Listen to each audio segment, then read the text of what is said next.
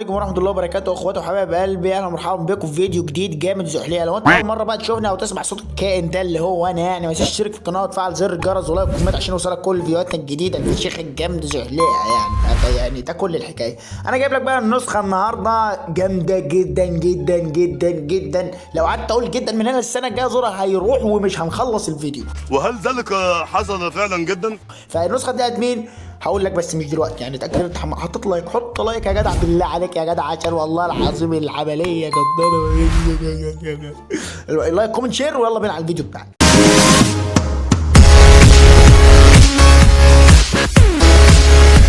طيب يا عم الحاج، في البدايه كده شايف انت الايقونه اللي هي في اي بي؟ طبعا النسخه في اي بي حاجه، يعني في اي بي تقول لي ايه في اي بي؟ يعني مدفوعه يعني ولا ايه؟ ده ايه هنفتي بقى. اقول لك لا، هي فعلا في اي بي بمثابه الفي اي بي بليفل الفي اي بي. يعني نسخه مين بقى يا عم تيتو؟ اقول لك نسخه جامايكا، علشان كل شاب اتخلق يعمل قلق. واللي هيتعور يتعور. وتعورت الوجه ما فيهاش معلش. خش بقى على النسخه الخريه يسبب حرايق، ولكن تخيل عزيزي المشاهد كميه العظمه. طيب بص بقى يا باشا، خش كده على اول حاجه نشوف شكل الشات. طب يا عم تيتو انت بتنزل لنا شكل الشات شكله وسخ وحاجه استغفر الله العظيم يا رب. والله يا اخواتي انا النسخه مش بتاعتي، يعني النسخه بتاعت ناس، والناس هم اللي بيقولوا نزلها بنفس ذلك الرياكشن اللي احنا عاملينه، فانا ما ينفعش اغير فيها. فيعني معلش بس النسخه دي مش نكسه، بس برضه ده ما يمنعش ان احنا نصلي على النبي ونشترك في القناه ونفعل زر الجرس. وسبحان الله العظيم، سبحان الله وحمد. قول الذكرين دول قبل ما تخش على الشات برضه، عشان انا ممكن اتفاجئ زيك. تخش مثلا على الشات ده، ولكن تخيل عزيزي المشاهد ذا روك.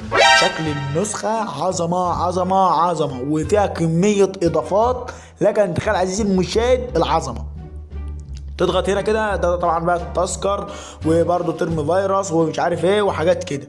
هنا طبعا النسخه فيها تغيير خط يا باشا بقى. بص تغيير خط واعمل لينك وحاجات. بص بقى ملهاش حل. نرجع كده يا باشا، خلينا مثلا وليكن ندخل. وطبعا النسخه فيها ايه عشان الناس اللي بتقول لي ما فيهاش اضافه؟ لا، النسخه اولا جنب المتجر النسخه فيها اضافه حسابين، وضع طيران، لايت مود ودراك مود. وطبعا بقى مش كل مره اقول لك لايت مود ودراك مود، ده مش جمدان مني ولا زفت ولا حزن ولا قطران على دماغنا. لايت مود ودراك مود ده اللي هو يعني ابيض واسود، يعني فاهم؟ يلا يا اخويا. وطبعا بقى فكه دي اللي هي الشات، ومجمد ده اللي هو الرومات يعني. تمام. الاستيت ده اللي هو الاسطوري، يعني اللي هو الحاله. الصداع اللي هو المكالمات بقى والدوشه والزن والزربيب والنو. يا لهوي يعني يما. نخش بقى على ايه الثلاث نقط دول كده، ونضغط على اللي هو جامايكا اللي فوق دي. بعد ما نضغط على جامايكا اللي فوق بيدخلك. شوف بقى الاضافات قد ايه. بص يا جدع كميه عظمه. زراير الاضافات والفيروس. نخش هنا على زراير الاضافات والفيروس، لكن تخيل عزيزي المشاهد زرار عدم التهنيج. خد بقى عندك وعد معايا. عدم تهنيج فيروس رسائل، الغاء العقبات المتراكمه، عدم تهنيج فيروسات النقطه، عدم تهنيج فيروسات جهات الاتصال، عدم تهنيج تحويل في فيروس، الغاء تاخير الصوره. طبعا الغاء تاخير الصوره ده بيفرق جدا جدا جدا جدا لما تيجي تبعت صوره لحد، بيفرق قوي. تمام. عندك هنا عدم تهنيج فيروس المستند، عدم تهنيج فيروس الستيكر. طبعا لو حد بيبعت عليك فيروس اللي هو شبه اللي هو فيروس اللي هو ستيكر، يعني ممكن يبعتوا لك على شكل فيروس، فده بيهنجك. لما تفعل الزرار ده ما بيهنجكش جدا. وحرفيا النسخه دي لو انت ما حملتهاش هيفوتك كتير جدا. بس مع الاسف النسخه بتاعتنا دي بباسورد. لا لهوي. لان انا شوف، لو لاحظت الفيديوهات الثلاث فيديوهات اللي انا عملتهم من غير باسورد، لا ريتش لا لايكات ولا اي حاجه خالص. فانا هعمل النسخه دي بباسورد، وهقول الباسورد على مرتين في الفيديو، فتابع معايا عشان تعرف ايه الباسورد. وطبعا هنا بقى الغاء تاخير الصوره، طبعا احنا قلناها، وعدم تهنيج فيروس الخريطه، وعدم تهنيج فيروس المستند، عدم تهنيج فيروس الستيكر تاني برضو، عدم تجاوز القراءه بصيغه بطاقه، الغاء الاتصال، عدم تهنيج الكونكتات. وكل دي زراير فيروس عشان ما اطولش معاك في الشرح. عندك بقى زراير عدم تهنيج وضغط الرسائل. تمام. بص بقى وركز معايا هنا بقى ايه تسريع الاتصال بالانترنت. يعني انت لما تفعل ده الانترنت لو عندك ضعيف ده بيحسنه الى حد ما، مش يعني ما بيحسنوش يعني خلوا لك بقى ليفل وحش، لا بيحسنوا بس شويه كده. مسح الشاتات المفيرسه، يعني لو عندك اي شات مفيرس انت مهنج منه بتفعل الزر ده بيمسحه لك تلقائيا، وديت يعني حاجه جامده جدا. وعندك هنا تجاوز اقفال الاستيكر. تمام. يعني انت لو عندك استيكر مقفول مثلا اللي هو بتاع السحب الرمات او الشغل ده، فده بيفكهولك. زيادة سرعة تحميل الرسائل. يعني انت لو عندك النسخة مهنجة فيها كراش فيها كلام من ده، بتفعل ده الرسائل بتحمل معاك على طول. وضع حذف حسابك، لما بتفعل ده الصورة بتاعتك بتختفي، السيرة الذاتية اللي انت حاططها اللي هي في البايو بتاعتك بتختفي، كل حاجة كأنك عملت للشخص بلوك.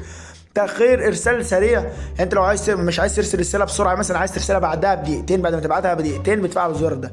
قراءة المزيد، يعني لو الرسالة عندك طويلة مش كل شوية بقى تضغط قراءة المزيد عشان تكمل قراية، لا تضغط مرة واحدة وبتقرأ المزيد للكل. إضافة جهات الاتصال بي سي بضغطة واحدة، تمام. انت بتفعل ده بتعمل بي سي، يعني انت بتضيف للبي سي بقى، يعني ممكن تضيف له 1000 واحد مرة واحدة، مش لازم تحددهم بقى، تمام. تختار بس انت العدد، يعني انت تحدد العدد، عايز تضيف كام واحد في البي سي 1000، بتكتب 1000 وبيتضاف لك ال1000 ايا يكن ال1000. لا تتلقى رسائل، لو فعلت ده مش هيجي لك رسائل نهائي. لا تتلقى الصور، لو فعلت ده مش هيجي لك اي صورة، يعني لو صباح الفل كده.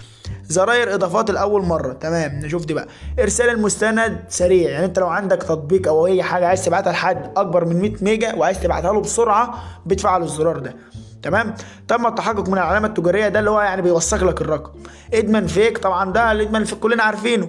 الصوت الوهمي، طبعا لما بتفعل دي، يعني انت لو بتسجل الفويس مثلا دقيقه، لا الفويس بيوصل للشخص التاني كانه 10 ايام، صباح الفل كده. جعل صوتك وهمي، اللي هو ده بقى بيخلي صوتك امراه بقى، زيلمكه النو سربيب والنو كده يعني، تمام. عندك بقى نيمك هيبان في كل الرومات اللي انت فيها، يعني انت لو فعلت ده الاسم بتاعك هيبان في كل الرومات، تمام. سبته مقفول خلاص ما بيبانش. محدش يعرف يعمل لك هايد لصورته، يعني لو فعلت ده لو حد خفى الصوره بتاعته او عملها مثلا لجهات اتصال مع عداك انت مثلا، لا لو فعلت ده لو عمل بقى سواء بقى خفى الصوره بتبان لك برده، خفى الستوري من عندك بيبان لك برده، ودي ميزه جامده جدا. شيل البلاغات اللي على رقمك، يعني لو حد عامل لك بلاغات على رقمك بتفعل الزرار ده طبعا بيشيلها. طبعا تقول لي اكيد ولا مش اكيد، اقول لك والله ما اعرفش، بس اللي انا اعرفه كله يعني ان انت هتاخد اول رقمين من الباسورد دلوقتي. اول رقمين من الباسورد هما 2 كمل معايا بقى عشان تعرف اخر رقمين.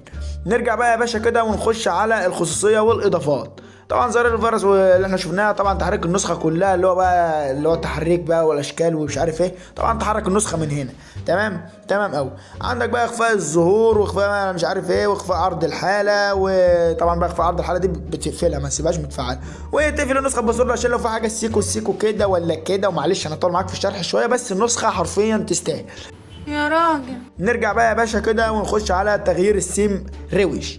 حمل سمات، بص بقى يا باشا النسخه دي متعوب عليها قوي وكل حاجه فيها متعربه ونسخه جامده جدا، بس طبعا انا عندي النت بطين وافضل من البطان فصباح الفل يعني مش السمات مش هتقدر تحمل معانا. فاحنا نرجع بقى يا باشا كده، ولو عايزين سمات يعني عايزين سمات للواتساب، انا اعمل لكم سمات، قولوا لي في التلات وانا اظبط لكم الدنيا. وصمموا لي يا جدعان على ملف سرعه عشان انا والله ببقى في دماغي اعمله وبكسل، تمام. الاعدادات الاضافيه، طبعا اعدادات النسخ البلس، اعدادات الواتساب ازاي اللي هو الالوان بتعمل السيم وبتختار الشكل والمظهر والحاجات دي مش لازم نتكلم فيها، هنتكلم في حاجه واحده بس. بخش على الاعدادات الاضافيه، عندك النسخ الاحتياطي اهو، واخفاء الوسائط من المعرض. طبعا لو دخلت على اخفاء الوسائط من المعرض بتخفي الوسائط كلها من المعرض بقى، اللي هو بقى زي ماما خليفه بقى ماما خليفه شيء يعني حاجات كده. نرجع بقى النسخ الاحتياطي، طبعا بتعمل نسخ احتياطي وبعد كده بتركب ملف السرعه وبعد كده بتعمل استعاده وبعد كده بتخش تبطن على خلق الله. طبعا احنا ماشيين على مبدا ما بنغيره. نرجع بقى يا باشا كده ونخش على، طبعا في حاجه كمان في الاعدادات الاضافيه، نخش على اعدادات نسخه جامايكا ونطلع كده.